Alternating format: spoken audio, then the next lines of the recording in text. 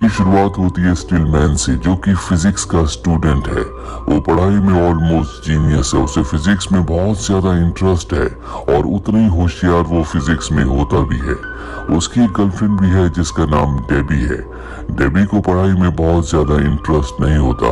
दरअसल ये दोनों एक दूसरे से अलग हैं, लेकिन स्टिलमैन डेबी से बहुत प्यार करता है और बार बार इनका ब्रेकअप होता रहता है। और एक साल बाद डेबी उसे रेस्टोरेंट में बुलाकर फाइनली उससे ब्रेकअप कर लेती है और उसे इसका कोई भी कारण नहीं बताती, जिससे स्टिलमैन को बहुत दुख होता है। पर इसी दौरान वो ये फिगर आउट कर लेता है कि टाइम मशीन कैसे बनाई जा सकती है। वैसे भी वो फिजिक्स का स्टूडेंट है और ये उसके सब्जेक्ट का पार्ट है। वो पढ़ाई में बहुत ज्यादा होशियार है, इसीलिए जल्दी वो एक टाइम मशीन बना लेता है और तय करता है कि वो पास्ट में उस पल में जाएगा जहाँ पर उसका और डेबी का ब्रेकअप हुआ था, और वो उस पल में जाने के बाद सब कुछ ठीक कर देगा ताकि प्रेजेंट में दोनों के दोनों एक दूसरे के साथ खुश रहें। लेकिन यहाँ पर जो उसने टाइम मशीन बनाई होती है उसमें वो फिजिकली पास्ट में नहीं जा सकता, लेकिन वो अपने माइंड को पास्ट में भेज सकता है। और वो ऐसे ही करता है, वो उस पल में अपने माइंड को भेजता है जब पहली बार इनका ब्रेकअप हुआ था। वो बहुत कोशिश करता है कि इनका ब्रेकअप ना हो, लेकिन इनका ब्रेकअप हो ही जाता है। वापस प्रेजेंट में आने के बाद स्टिलमैन को एहसास होता है कि ब्रेकअप उस दिन की वजह से नहीं हुआ, बल्कि पास्ट में जितनी भी इन्होंने गलतियां की थी उस वजह से हुआ था। यानी कि पास्ट में जाकर उसे उन सभी बैड मेमोरीज को ठीक करना होगा जो उसकी डेबी के साथ थी, तभी प्रेजेंट में इनका रिश्ता ठीक हो सकता है। और अगर सब कुछ ठीक हो गया तो डेबी ने जो उसे ब्रेकअप का मैसेज भेजा था वो उसके मोबाइल से डिलीट हो जाएगा। और अब डेबी के साथ पास्ट में उसकी जो भी गलतियां थी, जो भी बैड मेमोरीज थी, वो उन सब की लिस्ट बनाता है।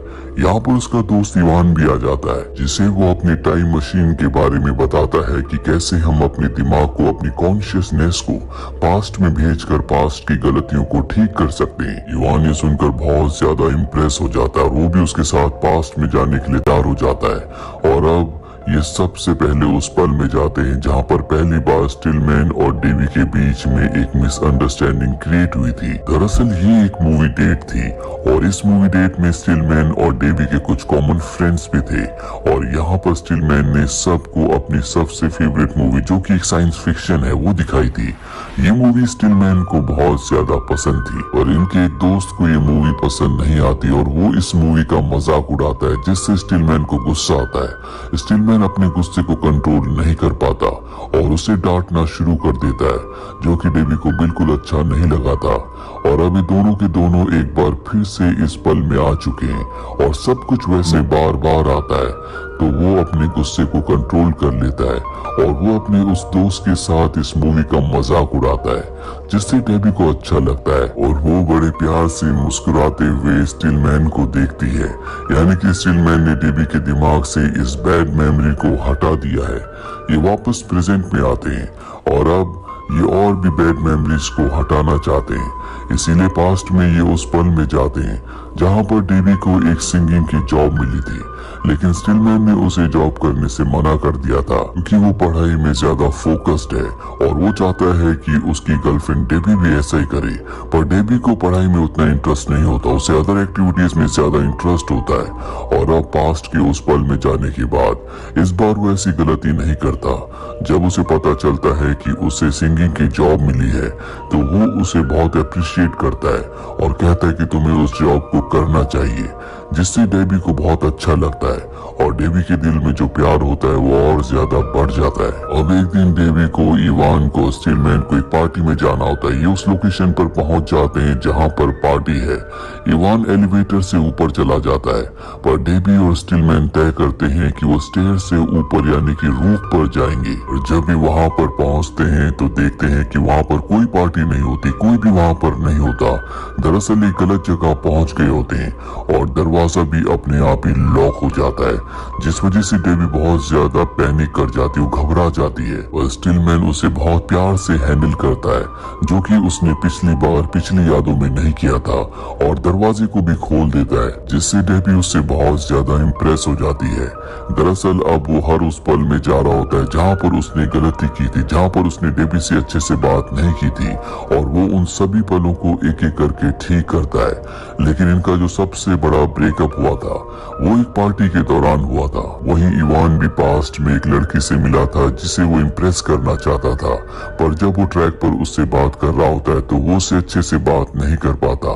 बातों बातों में कुछ ऐसी बातें बोल जाता है जिससे वो लड़की उसमें बिल्कुल भी इंटरेस्टेड नहीं होती और इवान अब उस लड़की को इम्प्रेस करना चाहता है, इसीलिए बार बार वो पास्ट के उस पल में जाता है और उसे इम्प्रेस करने की कोशिश करता है, लेकिन बार बार वो कामयाब नहीं हो पा रहा होता और बार बार एक ही पल को रिपीट करने की वजह से इनकी जो टाइम मशीन होती है वो फ्रीज हो जाती है, जिससे दोनों के दोनों यानी कि इनका जो दिमाग है इसी पल में अटक जाता है, यानी कि अब ये प्रेजेंट में वापस नहीं जा सकते क्योंकि इन्होंने अपने डिवाइस में जिससे पास्ट और प्रेजेंट में जाते हैं इसी पल का इसी दिन का डेट और टाइम डाला होता है। पर स्टीलमैन जो कि एक जीनियस है वो किसी तरह से इस डिवाइस को ठीक कर देता है, पर अब इससे पास्ट में नहीं बल्कि फ्यूचर में जा सकते हैं, यानी कि इस पल से ये आगे जा सकते हैं। ये किसी पल को दो बार नहीं जी सकते, इसीलिए सब कुछ ठीक करने के लिए स्टीलमैन के पास सिर्फ एक ही मौका होगा। स्टीलमैन इसके बाद अपने डिवाइस में उस डेट को और उस टाइम को डालता है जिस दिन इनकी सबसे बड़ी लड़ाई हुई थी,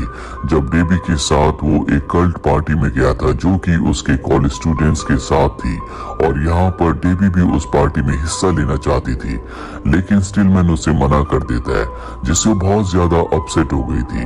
पर इस बार वो ऐसा नहीं करता, वो कहता है कि अगर तुम्हें डांस करना है तो तुम्हें जरूर करना चाहिए और वो भी उसके साथ उन पलों को जीता है, जिससे डेबी बहुत ज्यादा खुश हो जाती है और उसका और डेबी का जो ये अनहैप्पी मोमेंट था वो एक हैप्पी मोमेंट में चेंज हो जाता है। साथ ही इवान को दिखाया जाता है जिसने उस लड़की को इम्प्रेस कर दिया था जिसे वो पसंद करता था, और ये दोनों भी एक दूसरे के साथ हैं।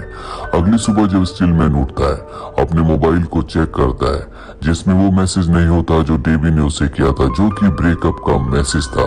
वो समझ जाता है कि इनका ब्रेकअप नहीं हुआ, इसीलिए वो अपनी टाइम मशीन में प्रेजेंट का जहां से वो इस पल में आए थे वहां का टाइम और डेट डालकर वापस प्रेजेंट में आ जाता है और इसके बाद वो डेबी को कॉल करता है जहां डेबी उससे बहुत अच्छे से बात करती है। ये दोनों अब भी रिलेशनशिप में है और डेबी उससे बहुत खुश है क्योंकि डेबी के दिमाग में जितनी भी बैड मेमोरीज थी अब वो सब की सब गुड मेमोरीज में कन्वर्ट हो चुकी हैं।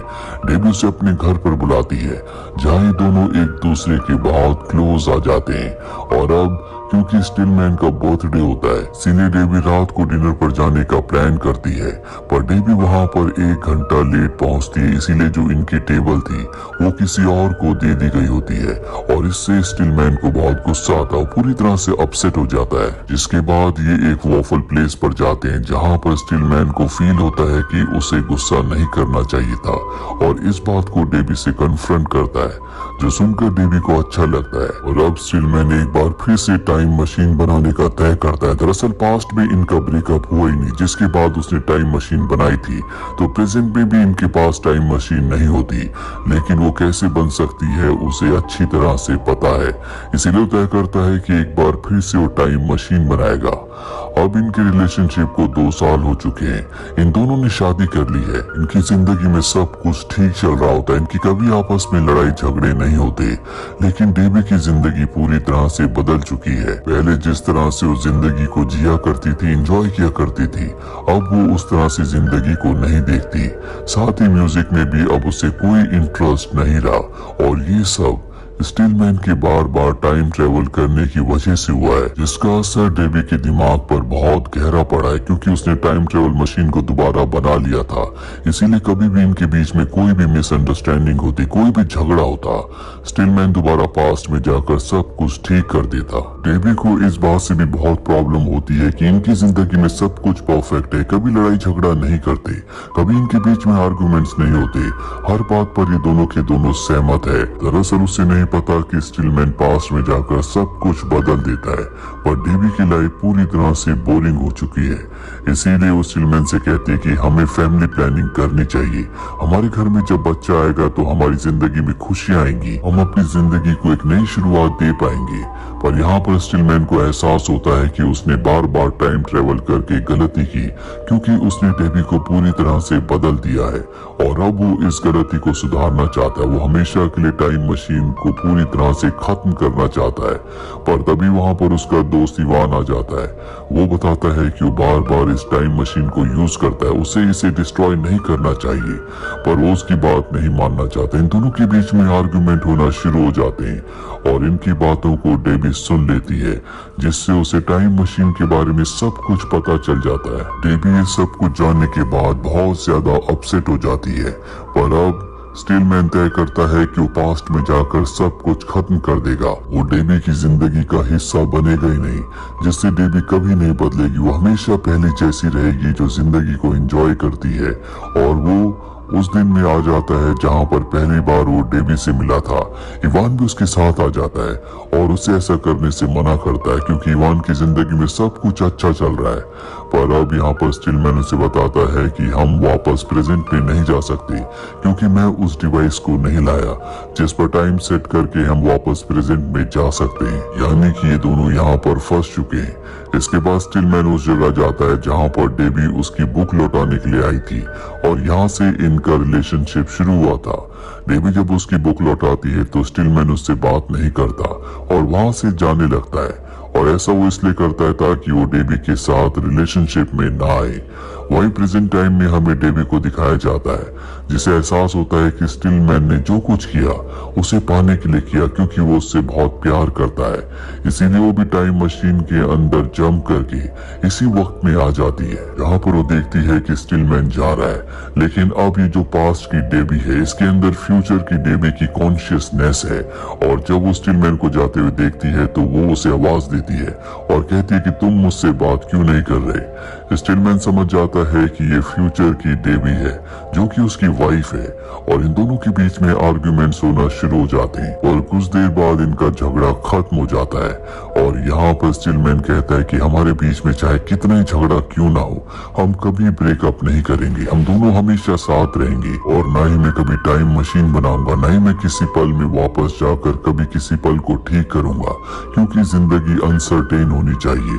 जब जिंदगी आपको सरप्राइज देती है तभी आपकी जिंदगी में खुशियां आती है, आपकी जिंदगी इंटरेस्टिंग बनती है।